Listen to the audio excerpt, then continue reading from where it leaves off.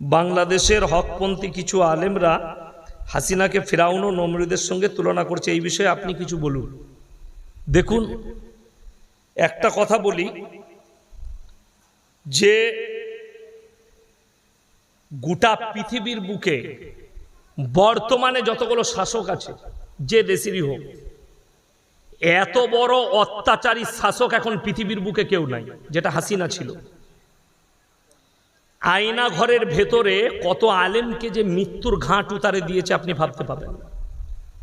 একজন মুফতি সাহেব বেরিয়ে এসে বলছে, আমি যখন দেখলাম পচা খাবারগুলো, সংসদের পচা খাবারগুলো আমাদেরকে দেওয়া হয়, খেতে পাচ্ছি না, নিয়ত করলাম আমি রোজা রাখবো।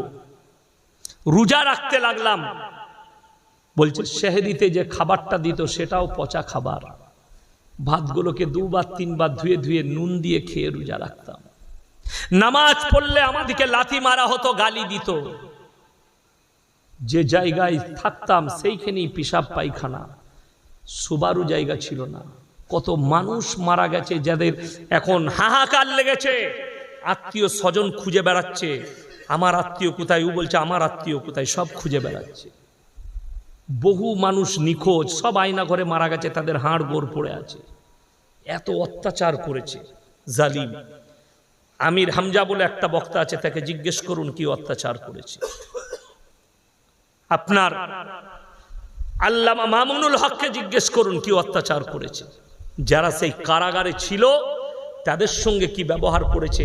ওই জন্যে যে আলেমরা তাকে বলেছে ফিরাউন আর নমরুদের সঙ্গে তুলনা করেছে, এর মধ্যে কোনো ত্রুটি নাই, একদম দারুণ উদাহরণ দিয়েছে তারা। আমি তাদেরকে সাধুবাদ জানাবো। তবে যেখানেই থাক, আল্লাহ হিসেব কিয়ামতের দিনে লিবেই। আল্লামা দেলওয়ার হোসেন সাইদির মতো লোককে 10টা নারীকে জিনা করা, ধর্ষণ করার কেস দিয়েছিল এবং ওগুলোকে সাজিয়েছিল। সেই মেয়েগুলোকেও আল্লাহ পাকড়াও করবে। আপনার